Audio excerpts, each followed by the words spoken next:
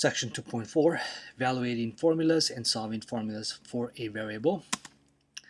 So here are directions to the first problem. It says substitute the given values into the formula and then evaluate to find the unknown quantity. Label units in the answer. If the answer is not exact, round your answer to the nearest hundredth. So here's number one. It says the formula E equals 750 plus 0.07S is a formula for the earnings E of a salesperson who receives $750 per week plus 7% commission on all sales S. Find the earnings of a salesperson who had a weekly sales of $1,200. So if you look carefully, the 750 and the 7% is already in the formula. What you need to determine in this problem is if this amount represents an E or an S. And by reading the last sentence carefully, you should see that it represents an S because it's sales. Now that you know that, all you're going to have to do is take this formula, and wherever you see an S, you plug in 1200, which is what you have here. Just simplify this using a calculator, and you end up with the following two amounts. You add them, and this is the answer to number one. Let's move on to number two. Same directions, and now problem's slightly different. It says find the circumference and the area of a circle, and you want to use the approximation for pi, which is 3.14. So let's go ahead and find the circumference first. This is the formula you're going to be using. C equals 2 pi r. They give you the radius, 2.8. I substitute for r 2.8. I am going to use the approximation that they want me to use for pi, which is 3.14. Then I pull out my calculator, I multiply, and this, excuse me, this is what I get. But notice that in the problem they want me to round to the nearest hundredth. And this is the hundredths place, the 8. This number, the 4, is going to tell me either to keep the 8 or move it up to a 9. Since it's a 4, as you may already know from rounding, the answer, excuse me, the answer is 17.58 yards. The 8 stays since this is a number between 0 and 4. It will move up to 9 if it was a number between 5 and 9. So this is the circumference. Now let's go ahead and find the area, and this is the formula to use to find an area of a circle. So I'm going to substitute for r 2.8. I am going to square 2.8, and I'm also going to use the approximation for pi. Pull out my calculator to multiply. This is what I get once I multiply, and I want to round to the nearest hundredths again. So this is my hundredths place. I look at the 7. The 7 is telling me to move up the 1. So my answer is 24.62 square yards. And just some general information that you should know. Let's go ahead and move on to the next problem.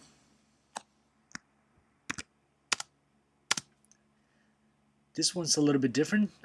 It says solve the formula for the indicated variable and then find the value of the unknown quantity. And they give you the formula for simple interest, I equals PRT. And the first part of this problem, they want you to solve for T. So here's my T. So this is what I'm going to do.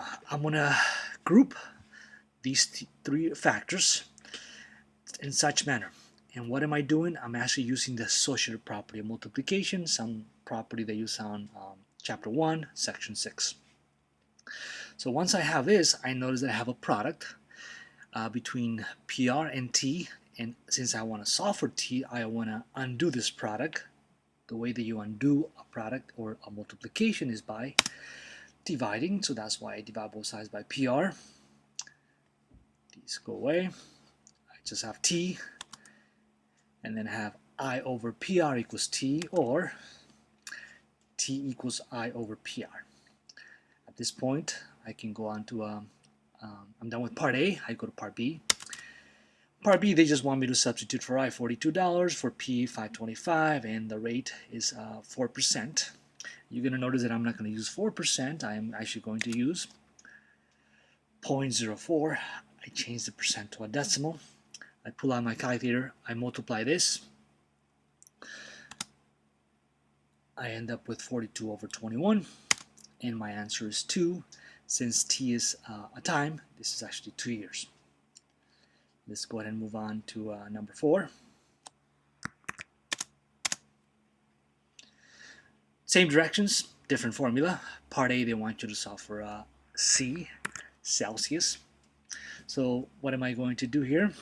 I am going to, I want to get rid of this denominator 5. So I am going to multiply both sides by 5. Once I do that, on the left hand side I have this, on the right hand side I have this, and then I'm going to distribute 5 times 35, 5 times 9/5 C, and I'm using the distributive property on the right hand side, and this is what I get. Once I have this, I want to undo this adding up 160, so I'm going to subtract 160 from both sides. This is going to go away. I'm left with 5f minus 160 equals 9c. This is a product. I am going to undo this product, or I'm going to undo this multiplication by dividing both sides by 9. This goes away, and this is my answer for part A. So for part B, all I need to do is, wherever I see an F, I'm going to substitute 59 into my formula that I have for part A, and this is what you see here. I multiply 295 minus 160, use a little bit of order operation. I have the following, divide, and my answer is 15 degrees Celsius.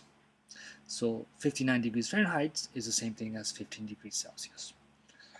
Let's go on to number 5. So same directions, different formula. Part A, they want you to solve for H. So again, I notice that I have a fraction here. I don't like this fraction, so what I'm going to do is I'm actually going to multiply both sides by 3. I'm basically using the multiplicative inverse of 1/3, which is 3 over 1. I don't have to write the 1 underneath the 3. So I multiply both sides by 3, and these are going to go away, and I'm left with 3v equals the following. And then you're going to notice that I'm going to group these 3 factors in such manner, and I'm also using the associative property of multiplication again, because I'm trying to solve for H. So I notice that I have a product here times H, so I want to eliminate this product, so I'm going to divide both sides by this, pi r squared. Once I do that, this goes away, and I'm left with H equals that. So this is the answer to part A. Now I go to part B, and they want me to substitute V for this value, R for this value. Once I do my substitution, this is what I get. I am actually going to leave out the pi alone here, so I'm going to multiply 3 times 75. I'm going to square the 5, and I get the following. And at this point, you should know that these two should go away. It's like a common factor between the numerator and the denominator. And all I need to do is to find H is divide 225 by 25, and the answer is 9. And this is representing inches, since the dimensions here are inches. Let's go to the last one. This would be number 6, the last one on this lesson, this video. So same directions, different formula. So you want to solve for H. And again, I notice that I have a fraction, so I don't want this fraction here. So I'm going to use the idea of multiplicative inverse of 1/2. So once I do that, I notice that once I do it to both sides, this is just basically going to become 1, and I'm going to be left with what you see here. Let me get a different color. This. And on the right hand side, I just have 2a, which is this. Now, once I'm here, this doesn't look too bad. And you might be tempted to actually distribute the h, applying the distribute property, but you don't have to. Since your goal is to solve for h, I notice that I have h times this. Since I'm solving for h, I want to undo this product. So how do I undo a product? By dividing. So I divide both sides by b plus h. Once I do that, this goes away, and I'm left with h equals my answer. So this is the answer to part A. Now let's go to part B. I do the appropriate substitutions for A, B, and lowercase b and capital B. This is what I get. I apply order operation, simplify, and the answer is 9 centimeters. This concludes the video. If you have any questions on any of the problems, you'll have an opportunity to do so in class.